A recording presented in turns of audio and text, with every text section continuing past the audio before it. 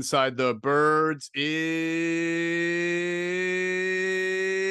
back. What's up, everybody? Geoff, Mosher, Adam Caplan here for this is like a consolidated Inside the Birds. We got the film review to wrap up from the Eagles win over the Steelers. We've got some trade deadline discussions that need to be had as the trade deadline is coming past. And then, of course, with the short turnaround for Thursday night's game, we already get into our preview as we go inside the Eagles and Texans matchup Thursday night.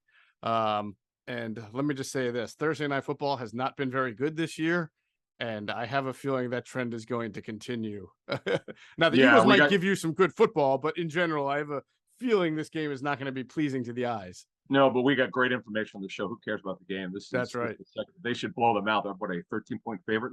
It's unheard of on the road. Yeah. It's everything leading up to it. We've got on this show tape intel, some interesting stuff. It's the new stuff they're doing on both sides of the football, some trade deadline stuff, a deal that we alluded to that might have happened. It certainly was in the works. We'll talk more about that. It's pretty interesting. And then a couple other nuggets we have for you, which we're going to talk about. So it's going to be a good show. Yeah, it'll be a very good show. And honestly, Thursday actually becomes a very interesting night for the Philadelphia sports fan, as the game, that'll be what, game 5, right, of the World Series that's going to be going on simultaneously. Tomorrow night. Yep. Yeah, 3, 4, 5. And right, Houston teams. Houston, like, what are the odds? I know. And it was supposed to be the game that the Phillies were off, right? It was supposed to be but the rain out moved it all, and now you've got competing interests going on at the same time, potentially. Definitely you'll have that. So it'll be a very fascinating night in Philadelphia sports. We will have, as Adam mentioned, we got a lot to cover in this show. Q&A, there was a little bit, they pushed it back one day, so they're coming out. It's already out this morning. They'll be, depending on what time you're listening to us, but it will be out this morning. And as normal, they just needed an extra day with this kind of crazy week. So make sure you check out our podcast and or YouTube platform for that. And our pregame show will still be at Rivers Casino. It will be Thursday night, 5 o'clock to 7 o'clock p.m., like a sort of our normal night game schedule there. So we'll do that. And then right after the game, immediately after the game, Adam, myself, and Trey Thomas will do Inside the Birds post-game live. And that will wrap up that game.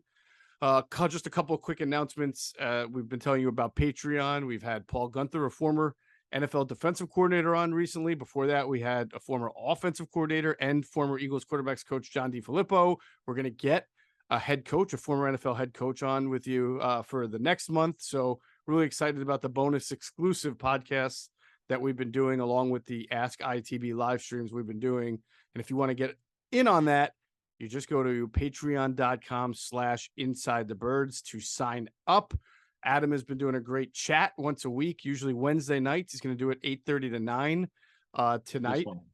This Wednesday night, 8:30 to 9 on Discord. So that's another bonus advantage of being part of the Patreon community for the Inside the Birds channel. Oh, correct. And with DeFilippo, when we have him on, we're also going to have him later this month. We're going to give a couple bonus interviews and chalk talks. Right. So he's happy to take questions. So we'll only for Patreon subscribers, and I would say mostly everything is fine.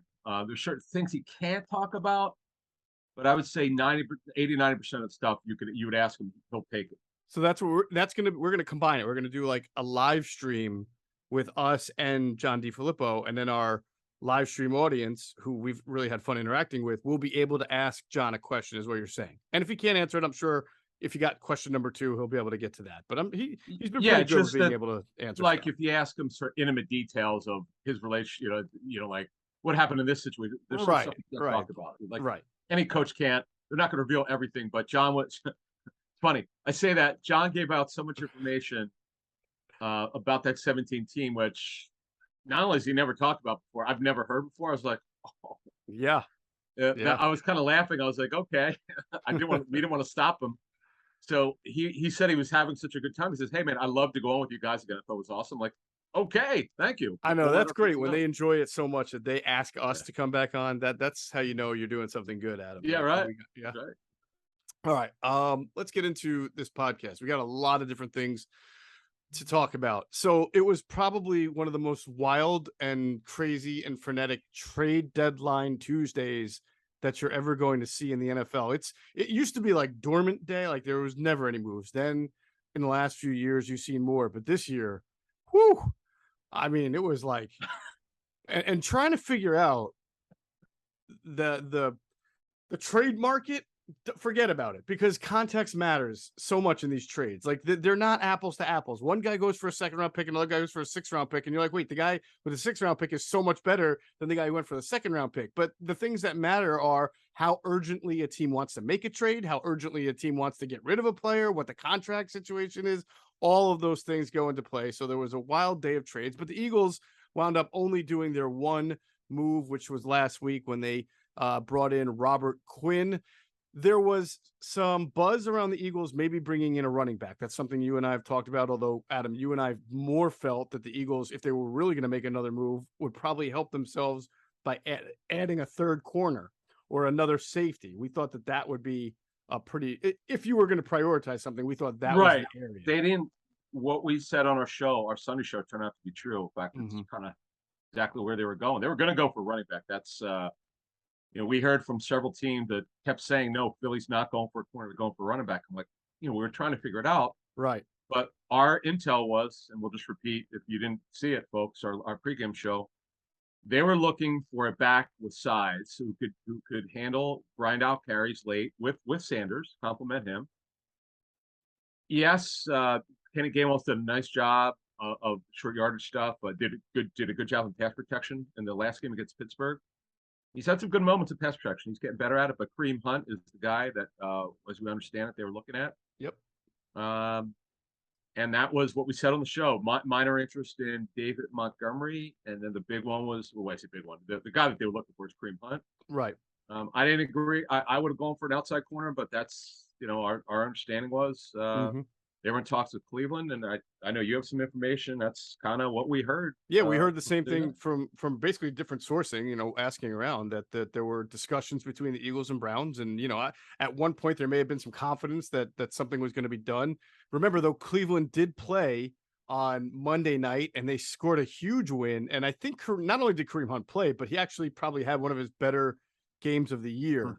And so, look, I mean, the deal is not done. And if from Cleveland's side, they know they're going to lose him. And if he continues to have games the way he did the other night, he could get a pretty good contract in free agency. I'm not saying a blow away, but good enough that would net the Browns a decent comp pick, maybe a 5th or not a 4th. But so if you're going to get a 5th, maybe you're asking for a 4, and maybe that's too much for a team.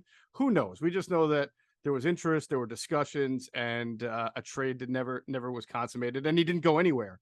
So that to me signals that Cleveland really was either going to hang on to him or get the price that they were looking for. What's funny, so and all the information I gather, the talk around the league was there's a ton of running back talk, and it's like 12 noon on Tuesday. I'm like, wow, maybe these backs aren't going to be moved. Sometimes this talk turns out to be nothing. And then it was crazy with the last two. It's funny, you were talking about all the trades that went down. From like 2 Eastern to 4 Eastern, there had to be 6 or 7 trades. I'm like, whoa. Nyheim Hines went. And by the way, I know people were speculating the Eagles. I don't believe they were in on that. I know Sirianni liked them and all that stuff. He had him, but that's not the type of back they were looking at. Right. Because, by the way, Kareem Hunt could do everything. Pass pro, short yardage, 2-minute, 4-minute, been a starter. We know about the off-the-field stuff. That's why the Chiefs got rid of him. He's very well liked by the coach staff, as I understand it, front office. Very accountable for what happened in his life and his career. Very well liked by people there. I just think Andrew Berry, their GM, I think he wanted a bit little. By the way, the Eagles were not the only team I'm told by multiple sources. But it seemed like the Eagles were the one that really was probably going to get him if he was going to be moved. But if he was going to be moved, right? No deal. Yeah, no deal. They hang on to him. And by the way, I think to further clarify why the Eagles would be looking for running back over that position when they already have Miles Sanders, where they already have Boston Scott, and of course they already have Kenneth Gainwell. To the point you were making is that the one thing about Miles Sanders, he's had such a great year, but he does have a very steep injury history. And if you were to miss Miles Sanders for 4 or 5 games and you're Howie Roseman, you're thinking long term, you're probably thinking, I don't know that I feel comfortable with Boston Scott or Kenny Gainwell as my lead carrier, or just that 1-2 combination with Trey Sermon. I think, when you're trying to win a Super Bowl, you want a sure thing. And Kareem Hunt, it could have been a guy that works well alongside Miles Sanders to give you a really good 1-2 punch, or becomes your number one if Miles Sanders were to get hurt, which has happened a lot in the past. So that's the thinking. I can see the thinking, even though you and I felt like the secondary should have probably been more priority. Corner. But yeah, that and that's fair thinking. That's honest thinking if you're trying to win it all. That's it. So my thinking was, it was the same as last year. They got lucky that the two outside corners didn't get hurt. Mm-hmm. Steven Nelson, who they're going to play against tomorrow night, right, in Houston, and you fast forward to this season. Yes, Bradbury and Slay. You could argue that the NFL's best starting outside corner tandem. They're phenomenal. They've been great. Mm-hmm. But what if one gets hurt? There's a saying in scouting: what is your answer if this happens? And this is what you were talking about with Sanders. If he gets hurt, are you comfortable, if you're the coaching staff or front office of the Eagles, with Boston Scott and Kenny Gainwell? I'm sure they would be for a short period of time, but as you said, what if it's 6 or 8 weeks? What if it's an extended period of time? Then you've got some issues. I know you can't cover every base, but you try to cover as many bases as you can at a reasonable price. And it's unclear. I know that it's out there that they wanted a 4th-round pick. So what we were told, going back a week ago, it was they want a 2nd-round pick, I believe, which was preposterous. I know he could start, but he's technically a backup running back. You can't be asking for that. No. The fact that they won a 4th, it's worth it for the player in terms of talent. He's a very good football player, but he's on the final year of his deal. It's just right. And that, again, that signals to me they just didn't feel like they had to. The Bears were looking to get rid of Robert Quinn. They're starting over. They're doing different things, and they took a 4 and paid half the salary. It didn't feel like Cleveland in the situation felt it absolutely had to get rid of Kareem Hunt, or else they would have taken the best offer in that case, most likely. Yeah, whatever the case. I'd heard it was a 2nd, but even if it was a 3rd, it's just he's not. Look, can he start? Absolutely, he does everything well. But he plays behind Nick Chubb. I mean, anyone else would be playing behind Nick Chubb. That's the way it is. You're not going to be starting. Right. But the fact matters, his role was a backup for them.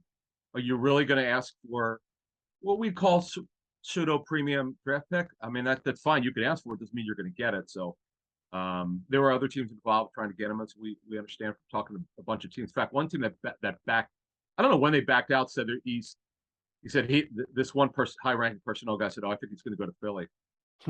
And I said, why do you think? He's like, he does everything well, right? I said, I know that, but is there anything in particular that that you see or hear? He goes, Miles Sanders had a big injury history. Why wouldn't he go there for that? I'm like, I know, but you can't. He's not there just to be an insurance policy. Right. If they traded for him, come on. No, they would have used him. Absolutely. Oh yeah, it would have made them stronger, no doubt about it. Right. So anyway, all right. So that's it for that. Then one addition that the Eagles did make. They brought in a former track star who goes by the name of Javelin Guidry. No relation to Ron. Last I checked. Snake, was it Snake or Gator? What was it? Gator, right? I think it was a Gator. Gator. Yeah. Gator Guidry. So I joke about the former track star, although because his name is Javelin. He did run track in high school. He was part of a 4x100 meter relay team in California. So the joke works well. He's really fast. He ran a 4.35 40. He's only 5'9", which is not the type of corner that the Eagles have sort of targeted lately. So I don't, he was with the Jets. It seemed like to come out of nowhere that they brought him in, Adam. So basically, here's the deal. I'm pretty certain Denard Wilson coached him with the Jets. That's a good point. Okay. Yeah, and always a connection. I understand he's played a lot for them for a while. Like he was either their 2nd or 3rd corner. And then what happens with these guys? He was an undrafted free agent, was he not? Almost certain. Yes, I'm almost positive. So guys like that, they eventually, with some exception, will look like who they were, an undrafted free agent. He started to regress. And the more you expose these guys to a lot of playing time, the more they look like backup corners. So it didn't work out for him. They flipped over the cornerback position. And look, he's got a chance to revive his career. He did play a lot at one point, so there's talent there. And he's on their practice squad. They had an open spot, and then last Saturday they cut Cameron Dicker off there, and Yep. brought back Teron Jackson after he cleared on Friday. So he is there, and their practice squad is full. And by the way, just another example about how training camp is the biggest mind trick for everybody involved. The Eagles cut Deion Kane from the practice squad to bring in Javelin Guidry, and there was a time at the end of camp where, it was get rid of Jalen Reagor so that you can keep Deion Kane. You can't cut him or else he'll get claimed by every team. But then here he sat on the Eagles practice squad for 2 months, and then they released him to bring in a 5'9" cornerback. That's crazy. I know, and he is the Guidry kid could run, as you said, but with Deion Kane, it's a shame because he did such a great job coming back from a horrific knee injury. He did. And you feel for the guy. So at least he knows the system. If they need to bring him back, if somebody gets hurt, Right? Isn't Auden Tate still on their practice squad? Yes, Auden Tate is still on the practice squad, along with Devin Allen. Along with there's one other wide receiver that they brought in, isn't there? That we were joking like, how are you? Oh, Greg Ward, of course. Oh yeah, they brought him back. So you wonder now. No, we're definitely interested in keeping track of this because I think you brought this up in our last show. Bringing Ward back, is this a sign? It's a reasonable question that Covey's on numbered days here if he doesn't get himself together. If he doesn't do better. But I'll continue to say it's fine that Greg Ward has great hands, but if you don't return the ball, it's not like Covey's bobbling it. Like Sky Moore with the Chiefs, he's had problems with ball security. Part of why they wanted Tony was potentially to return punts. They got Tony, Kadarius Tony from the Giants, the Chiefs did. So you're always looking to get upgrades, but I mean, I just wish the guy would return it when would get the ball instead of fair catching it. But oh well.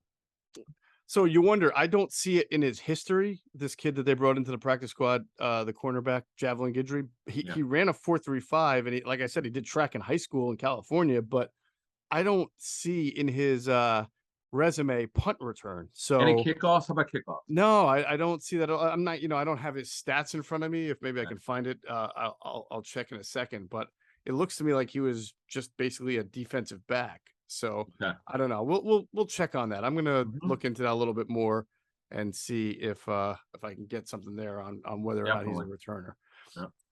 But just something to keep an eye on. Now, as far as injuries are concerned, obviously Jordan Davis, we know it's an ankle. We know he's not going to play Thursday night. Nick Sirianni is doing his best to be kind of circumspect as to how long he'll be out, though. But we know he will not play Thursday night.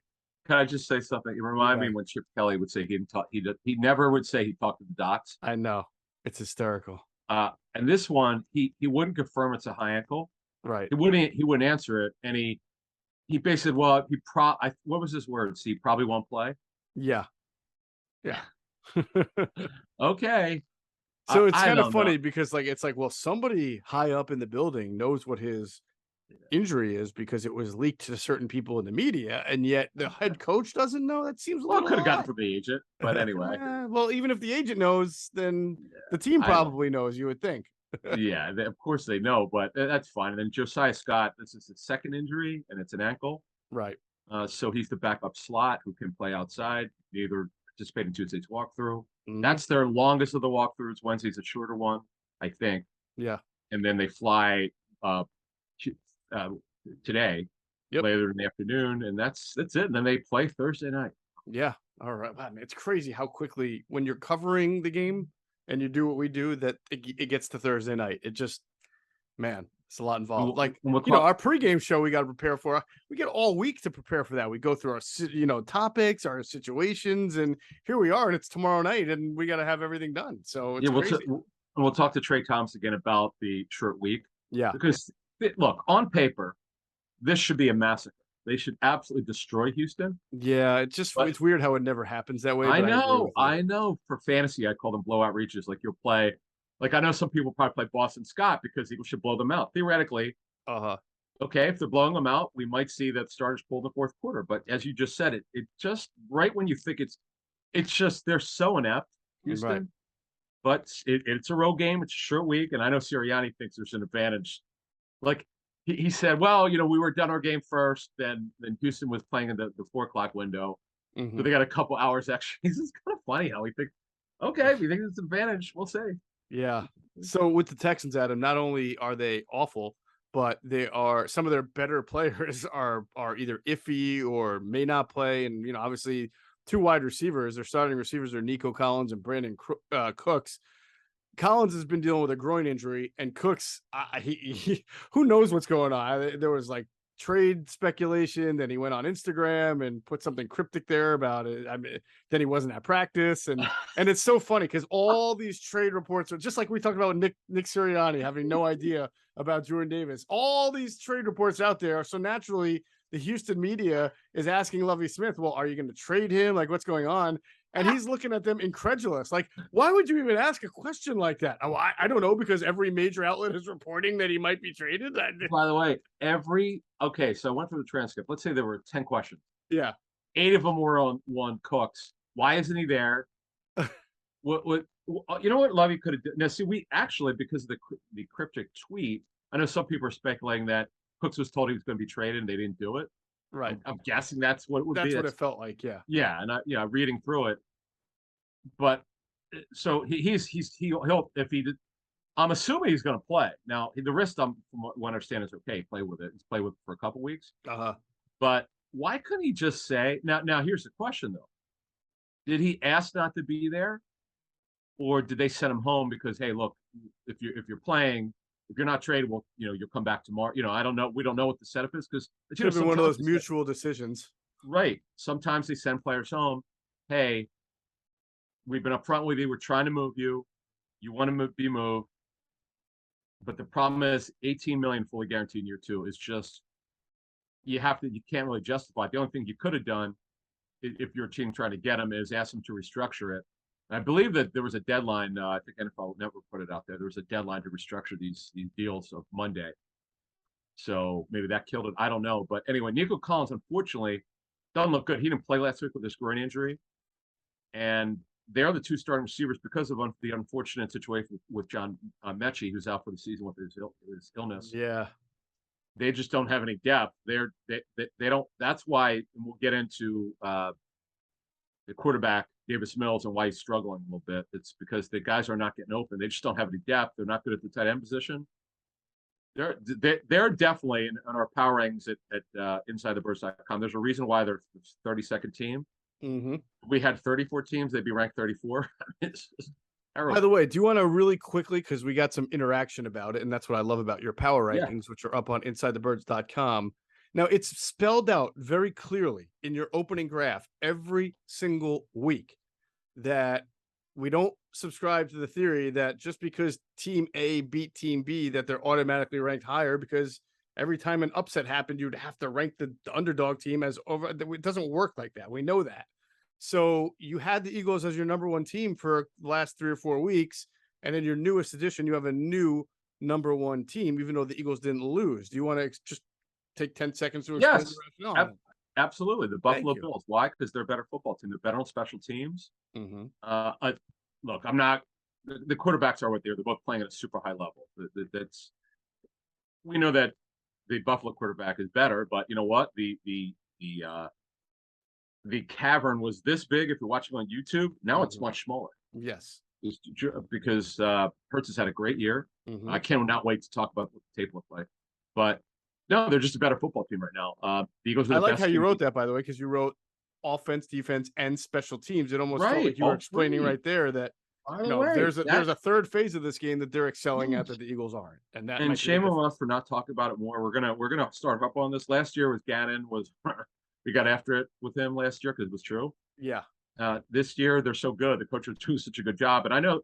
Look, people are talking about Michael Clay. I know that your fans are getting on him. I understand that, but when you don't play a lot of starters on specials, sometimes this is what happens. I'm not covering for anyone. I'm just telling you what we were told. Yep.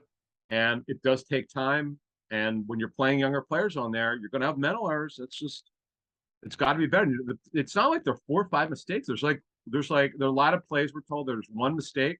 Yeah. That's all you need on specials. It's just, you can't get beat by a fake punt twice in a season, let alone 3 or 4 weeks. That's inexcusable. So the pressure, I get it. Michael Clay oversees it.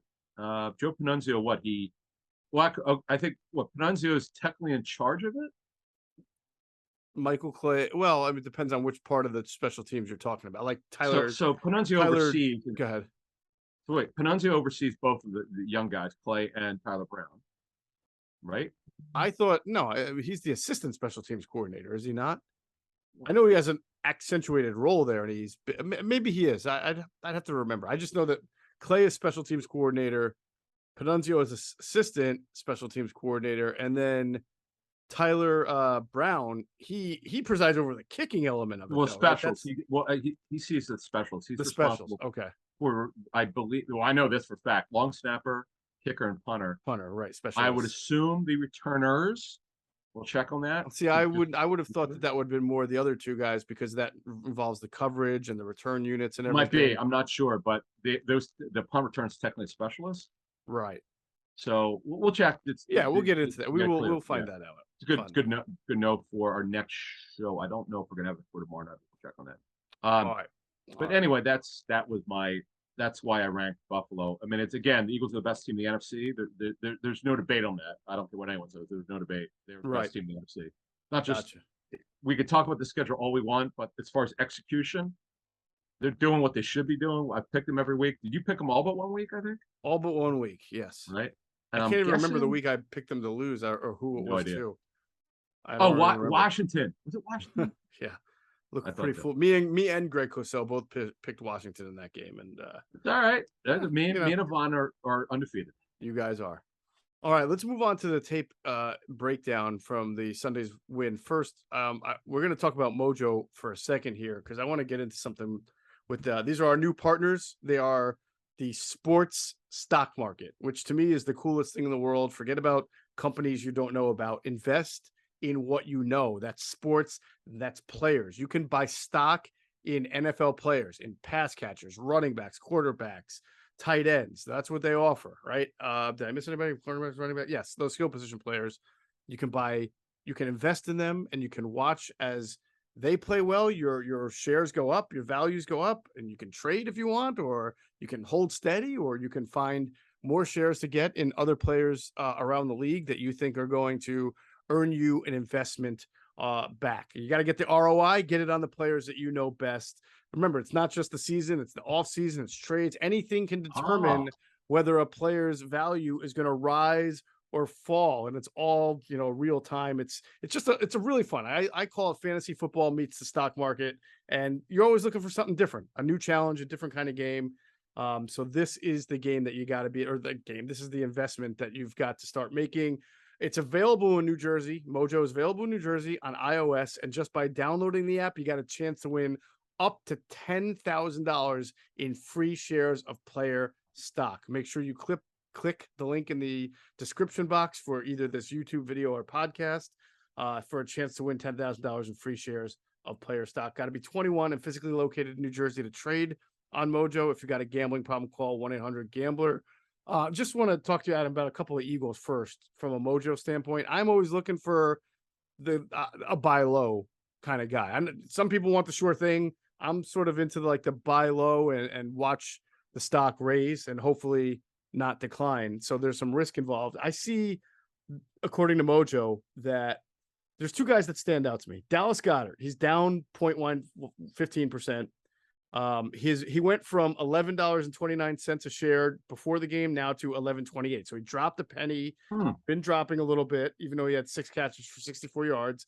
He doesn't have enough touchdowns. He's obviously not putting up great scoring numbers, but don't you think that as this season goes on, he's going to wind up having more touchdowns? What does he have? 2 touchdowns right now, I think? I think one. He's going to finish with 7 or 8. I feel like... You would think. Yeah, I feel like it's a good time to... While his stock is going down just slightly, I feel like it's a good time to buy him low. You agree or disagree?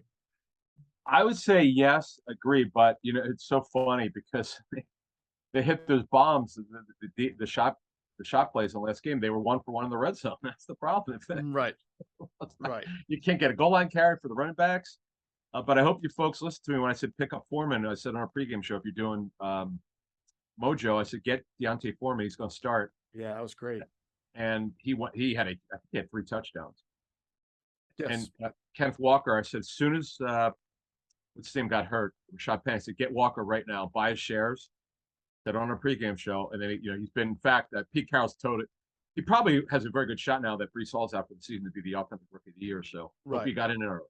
Now Devontae Smith is down about 2% from $14.55 before the game to $14.25 because he only had 5 catches for 23 yards. But this is a guy who's got like major volatility with his value share because he could go out and have 3 touchdowns against the Titans or Texans. He could have 100 yards.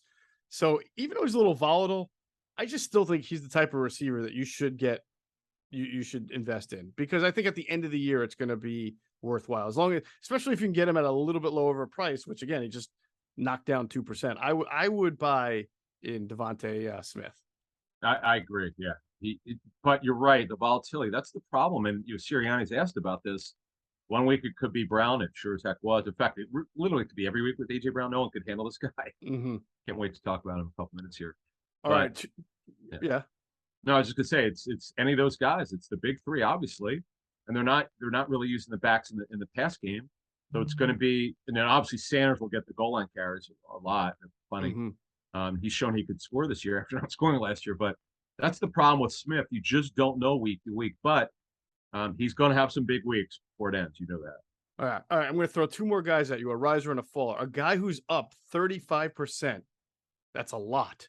And you can get him now still at a cheap price, even though he's up 35%, is Terrace Marshall from the Panthers. They traded Robbie Anderson. The guy had 4 catches for 87 yards, 9 targets, Adam. Is Terrace Marshall a guy you're thinking, PJ Walker's playing some pretty good ball there lately? I mean, at least putting the ball down the field. You want to buy in some Terrace Marshall, or are you holding steady and waiting and seeing what he does?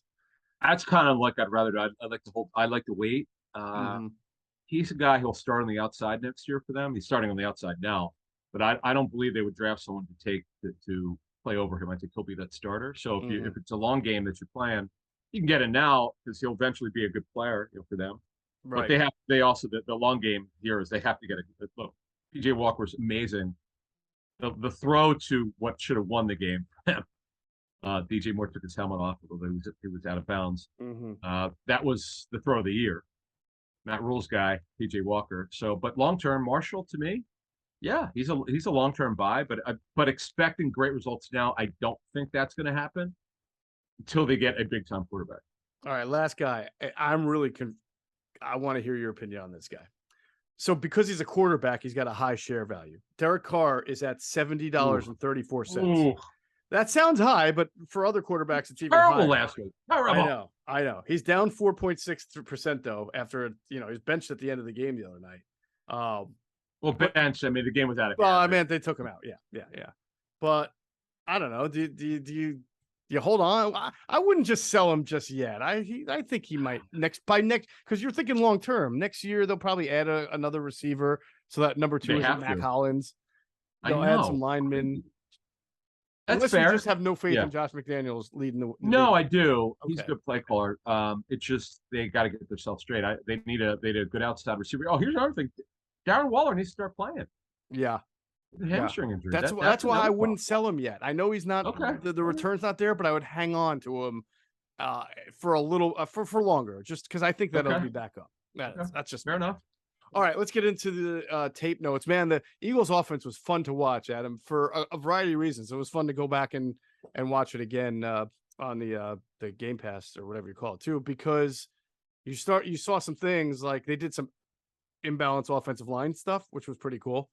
We talked about this, talking about some of the things you do coming out of the bye is you don't want to be stale. So you'll show a formation that you've shown before, but you'll do something differently out of it. And one of my favorite plays, I think it was the 3rd touchdown to AJ Brown, where it came off an RPO and it looked like your normal tunnel screen, but he actually threw deep to AJ Brown on a kind of a stutter out there.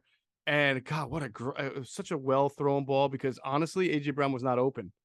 It was, but it was 1-on-1, and he threw the perfect lead pass. Talked about this when we were doing our training camp drills. One of the things we really noticed is Hurts trust in Brown to beat coverage. I mentioned this before, being at the Browns camp.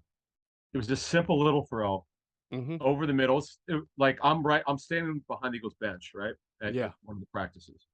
And he runs a crosser. I'm like, there's no way this is going to be, because I could see that they had one defender in front of him and one behind him.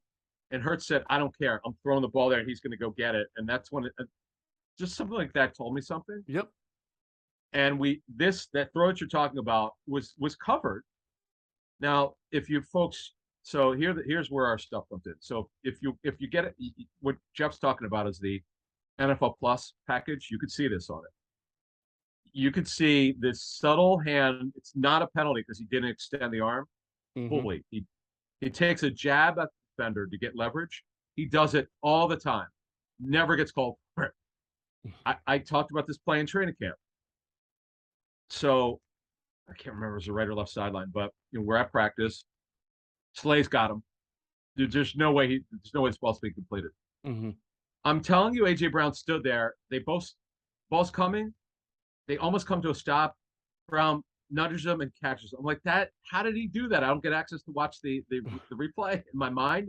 Right. I've forgotten about it. Right. I just want to know how the hell he did that. And you could clearly see it. Mm-hmm. And in fact, I think you could see it. I know I saw it on my BIOS. I taped the game. Yeah. The slow motion is pretty good. But you could really see it on the all 22. And the funny thing is, you never hear anyone complain about it. No. I mean, it's a late hands concept that Jason talks about. That it's so late that you don't see him using those hands also to make contact. He's really, really subtle, and he's great at it, which is it's really hard to be. You just don't see that many wide receivers that good at just sort of plucking the ball late like that and fighting off some using the hand to fight off contact. But it was great. You can tell they also used their receivers in different formations, and like the first touchdown, for example. And I still don't know how Minka Fitzpatrick didn't intercept that.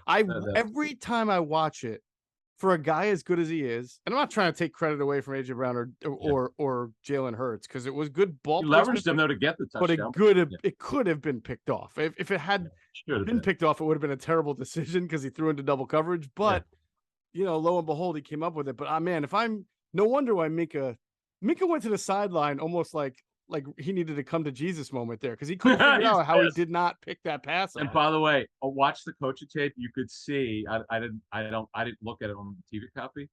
You could see him. He's super pissed that he didn't pick it off. He's right there. I mean, it's just mind-boggling that his hands were not on that football. But let me tell you something. And I credit Sirianni for saying this. I didn't agree with him at the time, but now I know why he said it. And why he coaches his coaches like this, and probably to other personnel guys it's the same thing.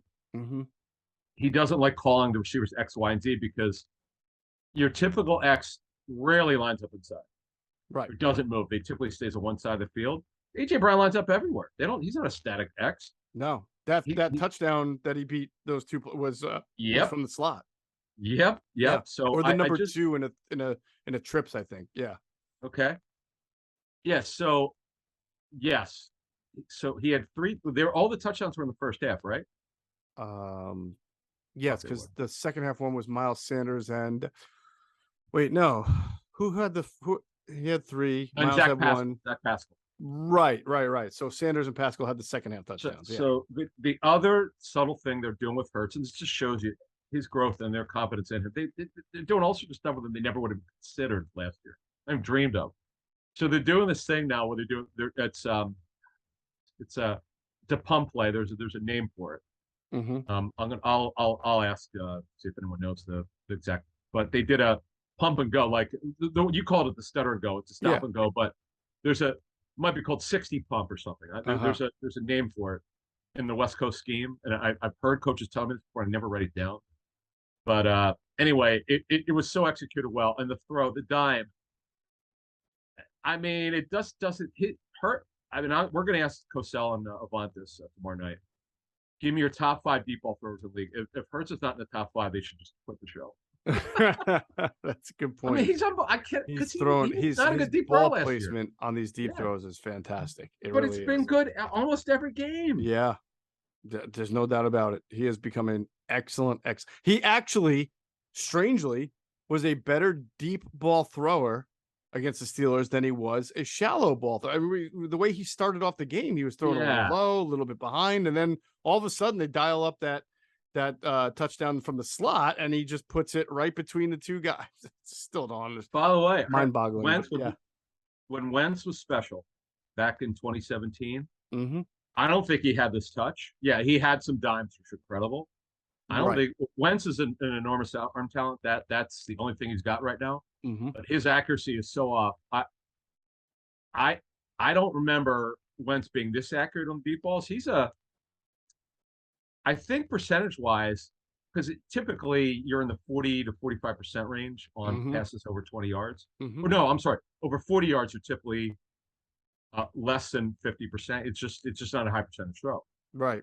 I think he's over 60% over 20 yards, which is unheard of for you. Yeah. This reminds me, this is Donovan-esque. I mean, Donovan was a really good deep ball thrower, an accurate deep ball thrower who struggled more so on the 10 to 15 to 20 yard routes, the timing and the stuff where you had to thread windows at times. But Donovan could throw a beautiful deep ball. And right now, Jalen Hurts is doing the exact same thing.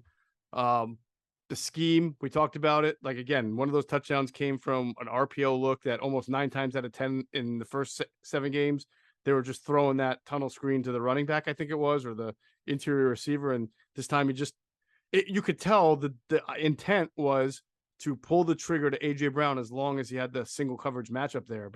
And again, the Steelers get knocked and all. The Steelers had really good coverage on that stutter and go touchdown. It's just that A.J. Brown was better. He out-leveraged the corner that they were throwing on. Was it Witherspoon? I don't remember who it was. I'm not sure, but yeah. I would tell you, honestly, the Steelers were there. They just because again, Hurts' confidence in A.J. Brown in particular is so strong. He doesn't care. Right. Because this is what I know about Hurts and Brown together, because I don't know how many times I saw him. You and I saw him in Miami. I saw him in Cleveland for 2 days. I saw him in training camp. Saw him in the little that Brown practiced in OTAs, because remember, he was away, whatever. He was just not there for a bit. He didn't practice very much. But it was very clear to me that we know they're best friends, but on the field, their timing just grew and grew and grew to the point where his trust in him, he literally could be double covered 50 yards downfield. He doesn't give a bleep. He's like, I know he's going to leverage it, as you said. He's going to win it. Yep. That's like, I mean, this is only Hurts' second year as a starter. Right. And we know where Hurts was. He was doing so poorly. They're out of the football. This is exact opposite this year. These coaches have so much confidence in Hurts. Like, let's go. Yeah. I can't imagine that the Steelers film room on Monday was very, I mean, because the corners and safeties were like, man, we were there. Like, we're there. And he's still making plays on us, man. And it's crazy. The other thing that I would add is it's very apparent to me and to you, to anyone who watched closely.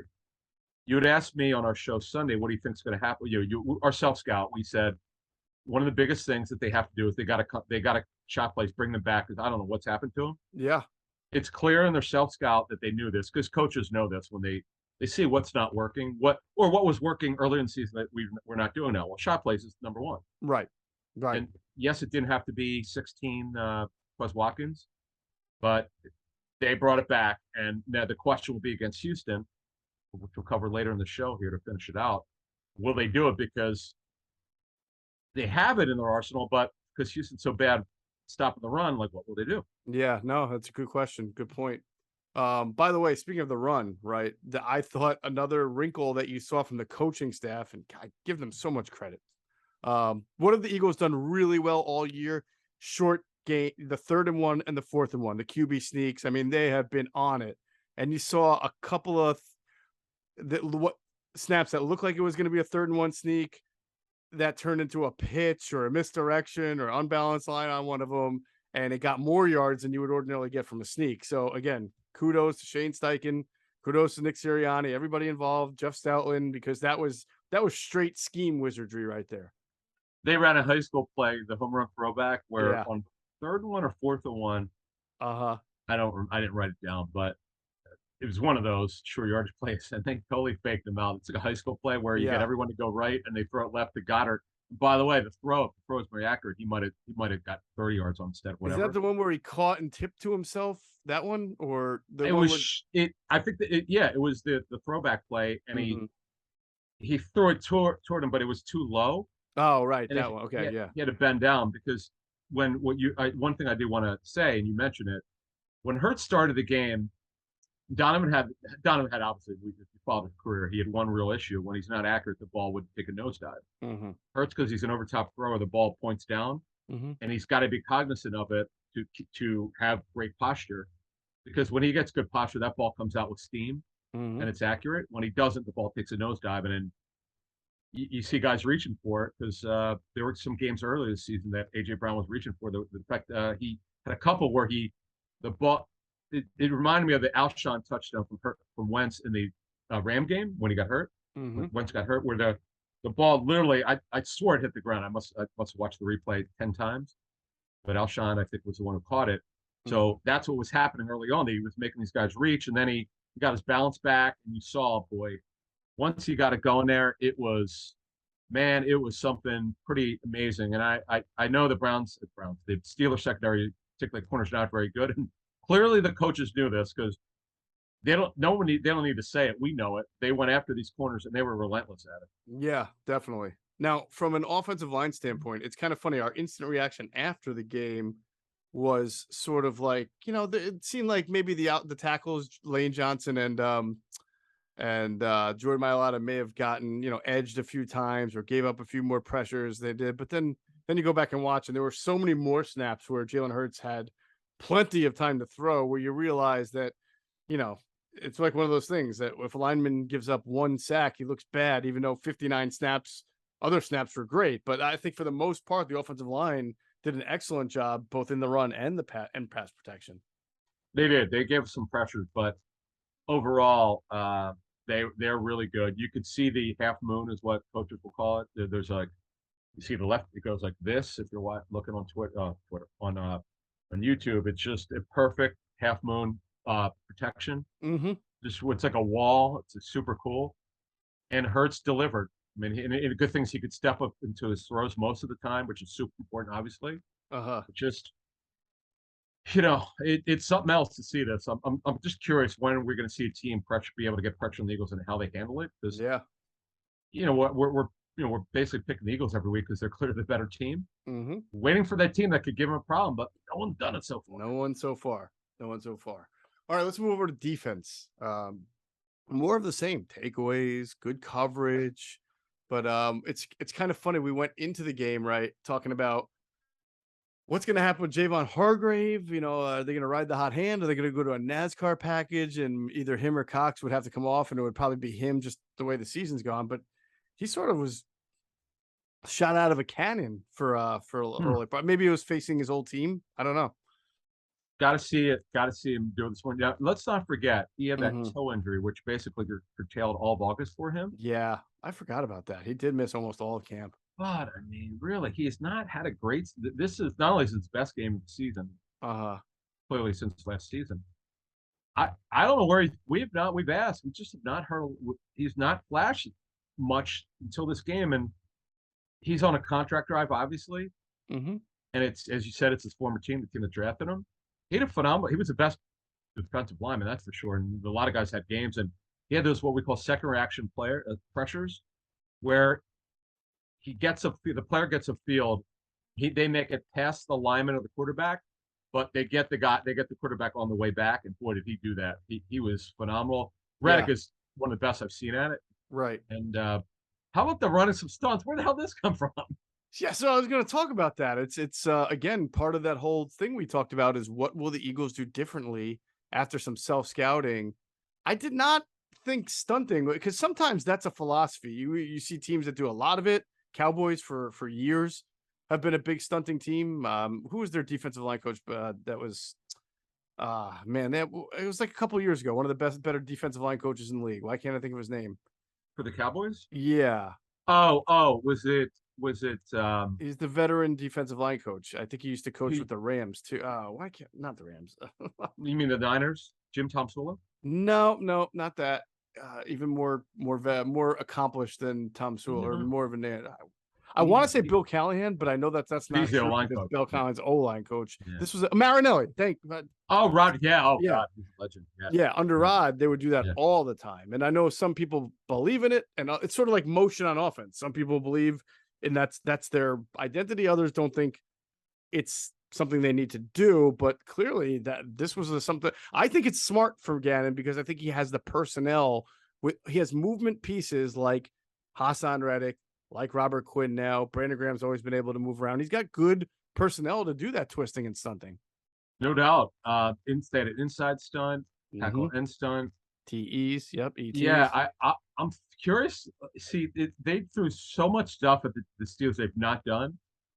You do wonder. Okay, now it's part. They did it well, by the way, executed well. You wonder now because they've done all this stuff. Will they use this as a change up like they did here? Will they make it permanent? There's no way to know that, but pretty interesting. It's funny because you and I were at Rivers Casino. We had our game watch there. And we both said, "Oh my God, a stunt! What? Did they just do that?" We were so shocked. We were like, "Okay, boy, Gannon's really bringing some stuff out here with these coaches, man. What? Good for these guys." It's funny.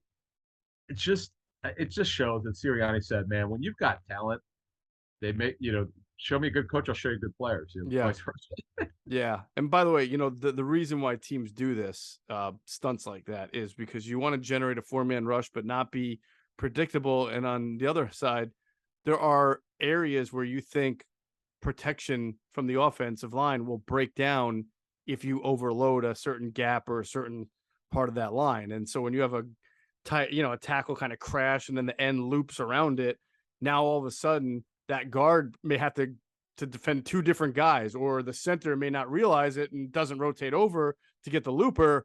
And you have an offensive line that's in disarray, or you have 3 guys blocking 2 on one end and not taking care of the other. So it's a really good way to exploit protection breakdowns on an offensive line, and the Eagles did a good job of it. No, they did. And their zone exchanges were good. Yeah, the tight zones. There's again, I'll say it. We'll ask the guys on tomorrow night show. Is this the best corner tandem in the league right now? I know they're older, but geez, they just don't make mistakes. They really don't. Bradbury, I know that Bradbury he didn't grade out well last year. I understand that, but from a coaching standpoint, apparently he's like incredible this season. It's not just what maybe PFF or some other system. It's like real NFL grading systems. Phenomenal. Yeah, just absolutely phenomenal. And it's like I said, I'm very curious both sides of the football when they face a good team that's got it going on both sides of the football. I'm so curious to see what this thing would look like, and maybe we won't know till the playoffs. I mean, the Giants are a good team, but they don't have much on offense. Right. Now they play Aaron Rodgers, but he's not getting much help. I mean, who am I missing? They'll face Derrick Henry, but they don't have anything in the pass. Yeah, I'm not sure you're missing anybody. We've been trying to ask this question for a while now. Just that team, that quarterback does not exist at this moment, until they get to the I'm saying it doesn't exist in the NFC. I mean, Dak, second time around when they have Dak, maybe you'll see something. Dak, yep, that's a good one. Dak, and then Justin Fields, as bad as he was earlier this season, because he could run and he's got an enormous arm strength. They just got Claypool and look, I get it. He's a young quarterback who needs a lot of work, but there's something there. But look, it's just everything sets up so well, and they just dominated. I felt kind of. Don't forget, folks, they pulled the starters with like 9.5, 10 minutes to go in the fourth quarter. Right. If this game had been within 10, I wonder if they would have scored like 50 points. That's just. I felt like they couldn't be stopped if they wanted to. They scored. They scored 35. I just felt like they could do whatever they wanted if it really meant something to them. Yes, it did feel that way. Linebacker play, by the way, tackling in general. Good tackling. And the one thing I'll say is I think we're probably gonna have to live with the fact that the Eagles are occasionally going to, as long as they can have leads like this, they'll be fine. But they, obviously you look at the run defense again. The Steelers averaged 6 yards a carry. They ran for 144 yards. They had a 19-yard run from Warren, an 11-yard run from Pickett, an 18-yard run from Harris. They got an end around that went for 11. So this has kind of been the Eagles thing. Like they're going to dominate for the most part, but they certainly will give you some lanes to run through. But you, at the opponent, got to be able to be in control of this of the game or doing well to be able to have that matter to you. Well, Eagles play a lot of nickel. In fact, they had some Pittsburgh when it looked like it was gonna be a blowout in the third quarter. I know they had some good runs there. Yeah. So the context of it, I don't know. In the part of the game where it was tight when it was 7-7, though, I think you and I were kind of like looked at each other like, this is not too much. This won't be a No. problem for the Eagles. Because remember you said when it was the Detroit game week 1, you're like, you never really felt the Eagles were going to lose that game. Right. I never felt, even when it was 7-7, I was like, oh, this is interesting. This is not going to last long. Right. And it didn't. I just never felt like, okay, they had some decent runs. That doesn't matter. It'll matter against, now when Derrick Henry comes in, sure as hell it's going to matter. Sure. You better, because that's all Tennessee can do. They have the worst offensive skill players in terms of receiver and tight end. They just don't. Robert Woods is near the end of his career. They just don't have anything. And I give them credit. The coaches do a great job of scheming, all that. Right. But they're so run-centric. Everybody knows what's coming. Henry's so fun to watch. But that plays in the Eagles' hands because they do so much on both sides of the football that they should be able to handle teams. Yeah, Najee Harris had 0 rushing yards at halftime on 4 attempts. Is that right? So they didn't really run that much, the Steelers, in the first half. I mean, Warren had a 12-yard run, Sims had a 10-yard run, and then Pickett scrambled around for a little bit. So yeah, you're right. In the first half, they were when it was a conventional running game with Najee Harris, the Steelers got nothing. So they were fine with that. Right. No. All right, that's it. That'll wrap up the film review segment of that game. We are going to go into this Thursday night matchup against the Texans real quick. First, we're going to remind everybody to check out our friends at phlsportsnation.com, enhancing the fans' experience with their coverage of all Philadelphia sports teams. For the fan, by the fan is their motto, so make sure you give them a check out at phlsportsnation.com. They're on Twitter. It's at phlsportsnation. We'll pause real quick for a word from our other great sponsors, including our friends at Sky Motor Cars. And if you hop into Sky Motor Cars out there in Westchester, PA, make sure you tell them Adam and Geoff sent you. You will get a great deal. If you don't go in, you can still find them at skymotorcars.com. And Nakobe Dean, rookie linebacker Nakobe Dean, he is one of the Eagles this season to get a car from Sky. Yeah, he's getting more cars from Sky than he is getting playing time on defense. I know. But he might listen. That's going to be. We're going to do a contract show, I think, for Monday. That's going to be fascinating to see what they do with TJ Edwards, because Dean is a stud talent. Yeah.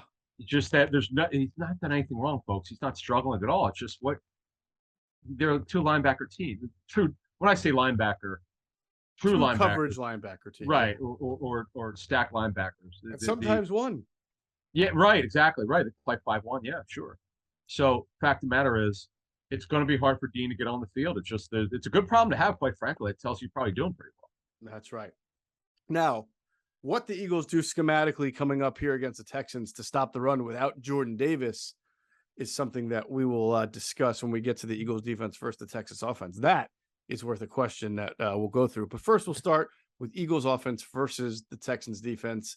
So we kind of mentioned this. The Eagles have done a really good job they have an identity, but they can also hit you in a whole lot of different ways, and it can be very matchup specific. And when you face a team like the Texans that are not only just bad overall, but play a certain style of defense, a 2 deep that Lovie Smith likes to play, Tampa 2 style defense, that usually invites the run game. And so you just like against the Steelers, who had a bad pass defense, you come out with shot plays. Would not surprise me, Adam, if against the Texans, you come out, I don't say you have to come out more run heavy, but you certainly, if they're going to take that safety and play him deep, both of them, then why not hit him with some Miles Sanders early and set up some play action? Maybe you force them to bring a safety in if they do. Well, you don't really need, it honestly, though, it's play action is just, for a couple things here, Houston only plays a 4-man front. They don't do 5. So many teams are playing a 5 this year, or at least playing it some of the time. Right. He doesn't believe playing that bare front. He just doesn't believe in it. But teams will bring a safety in to guard against the run. That is sure. I know what you're saying that there's we talked about no correlation between running and play action, but there is between formations and schemes. So if you're going to play 2 deep, I can run on you. Peyton Manning and the Colts used to do this all the time. You're going to play one safety, you got guys out of the box. Sure. I'll pass on you. Yeah, sure. But what I'm saying is, for me, if I'm the Eagles, when you run. See, I don't think you should change who you are. Agreed. They're a passing offense that could run anytime they want because they have a great offensive line. They're really good at running back. Right, especially out of 11, by the way, with Dallas Goedert's ability to block, they can come out Yes, 3 and wide by the way, still run. and pass pro with Gainwell and Sanders and Boston Scott, who they're getting better at pass protection. But just to keep it here with Houston, they don't do anything well. Are we doing offense here? Are we doing Houston's offense? Yeah, no, we're doing Eagles offense. Eagles offense, right? So Houston plays a 4-man front, and the shame of it is, this guy's they got their best pass rushers on IR. Jonathan Grenard, right? He's got an ankle and calf injury. It's a shame. And, kind of one of my favorite players because he's been a self-made player. So he's on IR. They got Jerry Hughes is near the end of his career. He's a speed rusher. You got to be aware of him. Former first-round pick from the Colts. He's played well into his. He's got to be in the league 12 or 13 years. I think he's like 2011 maybe. I know Bill Foley drafted, so he must be somewhere around then. But nevertheless, they're terrible at D tackle in terms of big-time talent. Malik Collins, who's not a bad player, but overall they're not good. Their talent level at D tackle is not good. He's really the one guy they have is decent. He didn't play last week. He didn't participate in the walkthrough on Tuesday. Doesn't look good for him. Lovie Smith, you talk about being incredulous. He's so mad. Sometimes I get the Texas transcripts. I actually listen once in a while just to hear when he gets pissed off. He's really not happy about their run defense because it's embarrassing for a guy like this. I'm sure. Forget when the Bears were good, when he was their head coach. That's why Brian Urlacher was a Hall of Famer. I mean, they had a great defense. And they're terrible. They're almost to the non-competitive stage against the run. That's they give up 186 rushing yards per game, which is worse than the NFL. Now, sometimes the total yards against a team is skewed because maybe a team is just, doing one thing, the other thing instead. But this case, it's not because they also give up 5.56 yards per rush, which is second worst in the NFL. So however way you slice it, they are, and it's not because they have a great pass D that everybody runs on them. They're 17th in passing yards per game allowed. So they're just not good.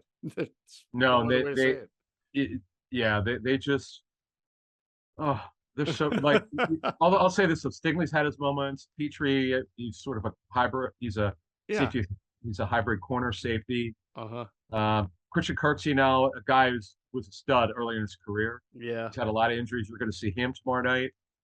Desmond King, who it's funny, we talked about when you and I were like, man, Eagles need to get a corner. I remember either the Titans or the Chargers cut him. I forget which team. I'm like, man, the Eagles should sign this guy. They need somebody. They need anybody who could play either nickel or outside. Yep. And now he's playing a lot. I think he's their third corner for the Texans. You're going to see him. Yep. Roy Lopez, who came out of nowhere, a guy that not a lot of people know about. He's a D tackle.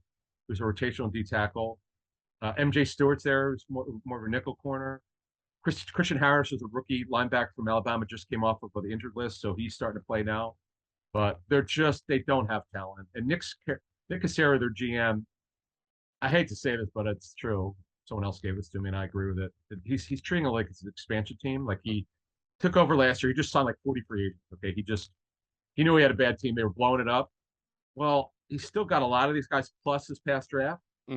So this is like a 4-year dig out from the Bill O'Brien regime. That's called like it is. But the Pierce kid, and we'll talk about their offense. That's one thing to look at. But defensively, I'm not worried about anything. They're bad defensively. That's just called like it is. I was still surprised, and I'm still surprised when not only did they take Derek Stingley with their first pick instead of Sauce Gardner, but that they even went cornerback, knowing that the system they run is predicated on getting a front four rush, and they just didn't have great defensive linemen. And they could have had Kayvon Thibodeau, and maybe they didn't like him. So that's a part of the process. I don't know what grade they had or didn't have on Thibodeau, but I'm just, usually Tampa 2 teams, and Lovey's been doing it for, like 20 years now.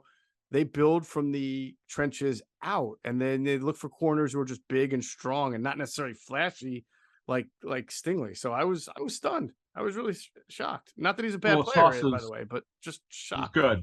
But he's also had a big injury history. and we talked about this on our draft shows. Clearly around the league, Gardner's a higher graded corner. I don't think he was particularly close. Yeah. He only had the one monster year where he was maybe the best player in college football. Maybe his freshman year, I can't remember. But his tape is not quite anywhere that close to that. He was phenomenal, but he's not been the same player. He's still good, still very good. Yeah. But Sauce Gardner's a better football player. And by the way, he's been so far. And he's had an incredible impact on the Jets. I mean, every time I look at the Jets, I'm like, wow, I go look through their stats. I'm like, they've had a pretty good year, and I know their defense is playing well.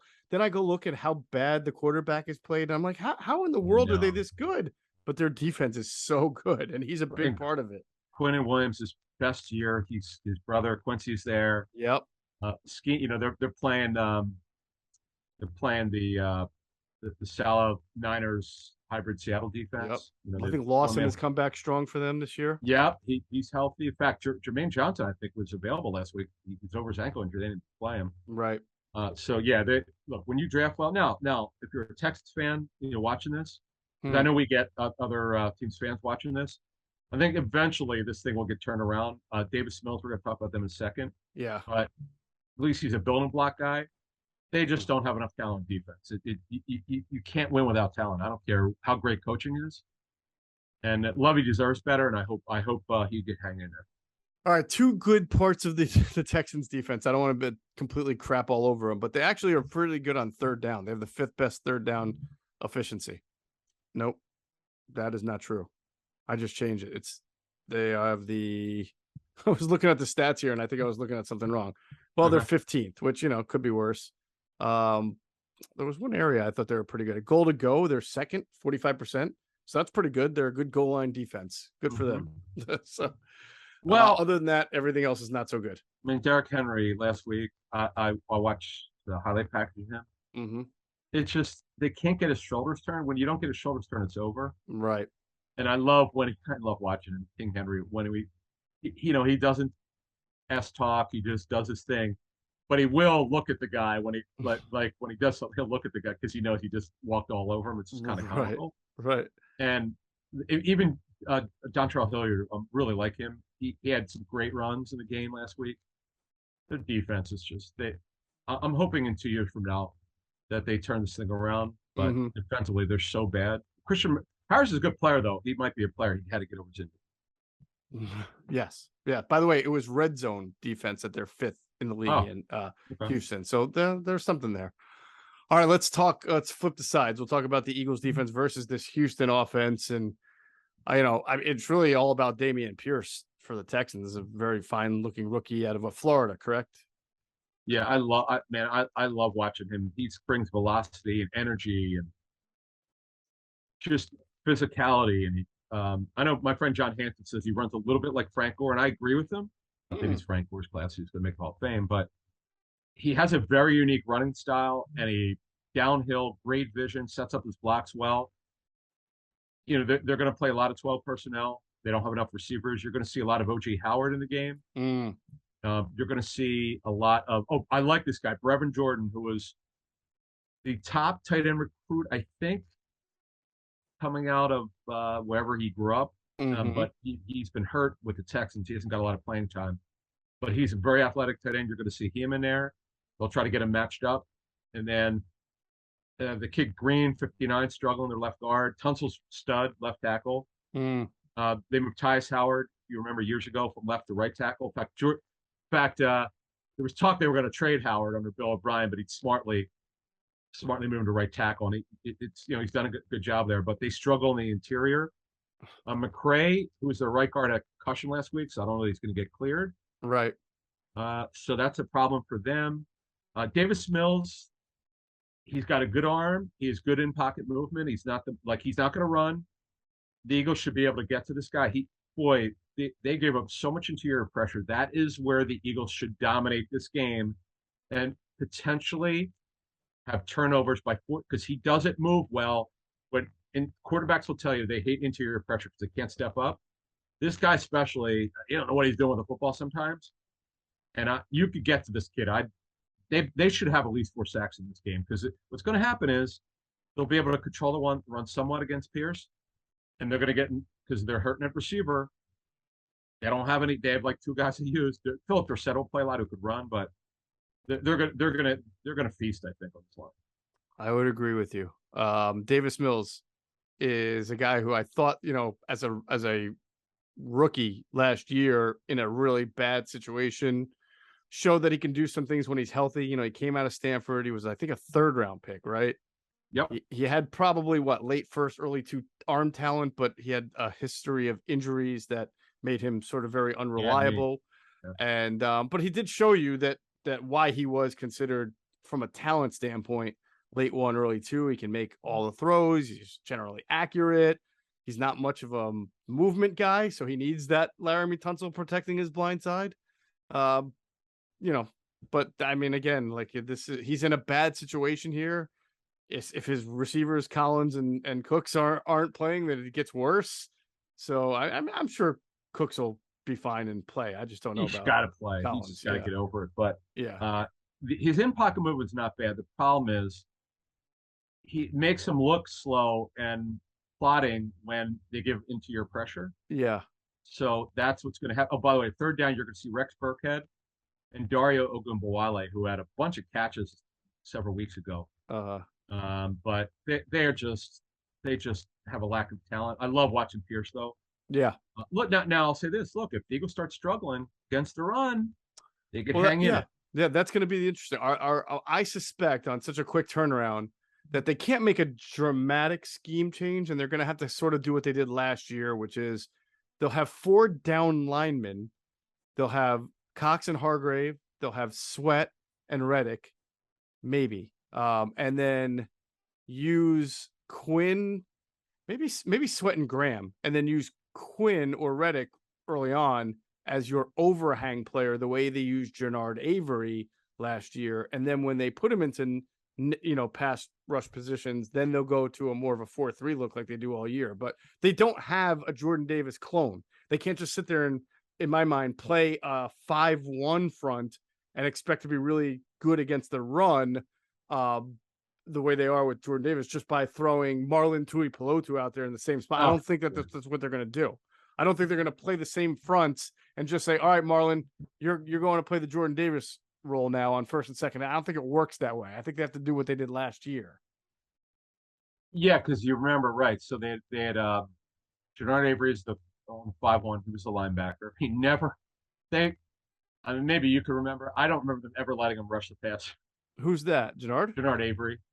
No, I don't. Yeah, it was only he was literally just the 5th guy in the line to force to make sure that you couldn't get double teams on anybody. Of all people, I give the guy credit.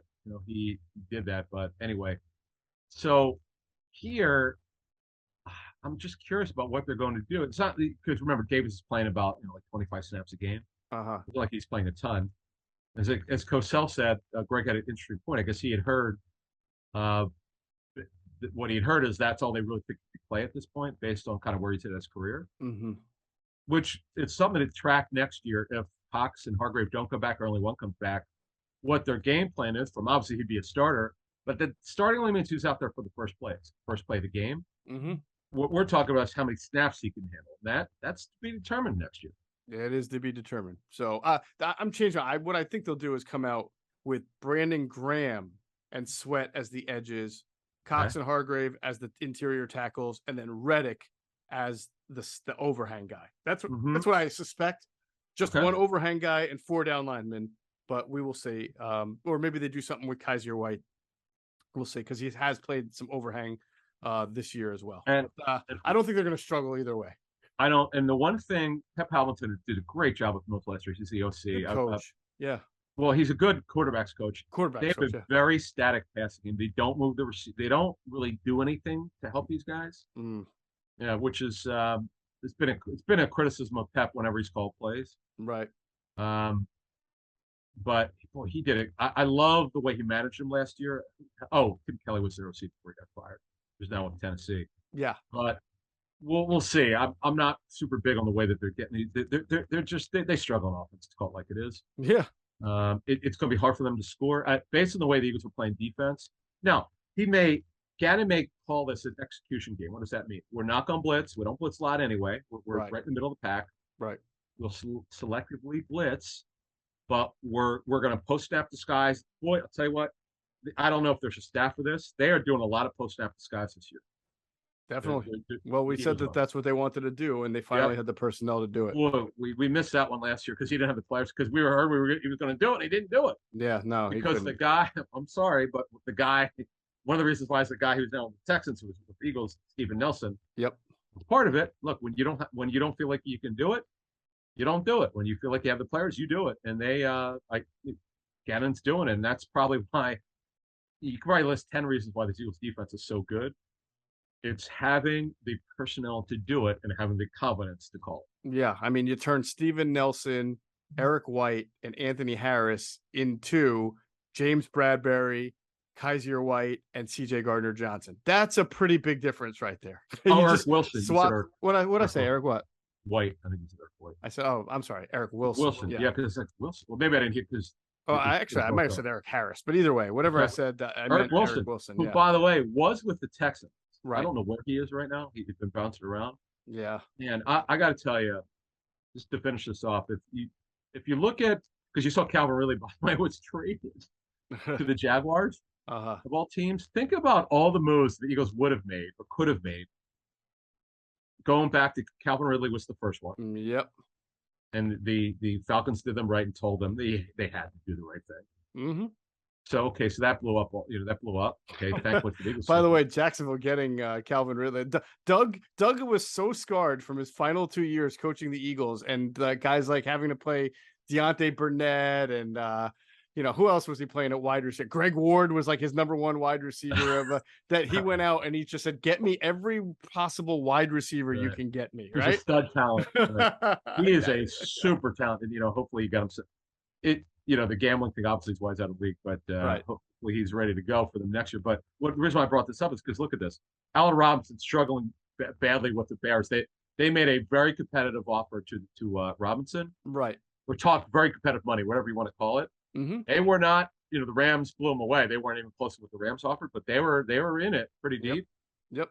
Just think, this is very similar to 2017. It seemed like every move they made was right. That the A.J. Brown trade. I said this with Mike Gill, and I'm going to stick with it. I believe that A.J. Brown will have a very good chance, and this may sound preposterous because the guy just got named to the Hall of Fame. Mm-hmm. I love Harold Carmichael. I've known him many years ago. It's not a shot at Harold because he played in a different era, but I do believe A.J. Brown will wind up being the best receiver in Eagles history if he stays healthy. That's how unbelievably unstoppable he is. They're not going to go to him every game like they did this past game. We know that. Yeah. He's just unstoppable. I'm still waiting for for us to find out from the coaching tape. Someone will tell us, "Oh boy, they shut Brown down." No one has shut him down, even close to it. Right? No, not yet. All right, that is going to do it. This was a very meaty, beefy edition of Inside the Birds. A lot of details there. Next time we talk to you will be the Inside the Birds pregame live show at Rivers Casino, 5:00 on Thursday night. Look forward to that. So that'll do it for this edition of Inside the Birds, the leading podcast in Eagles Intel. Big thanks to our producer, Tyler Strasser. Always does a great job. And as always, we thank you for flying with us inside the Birds.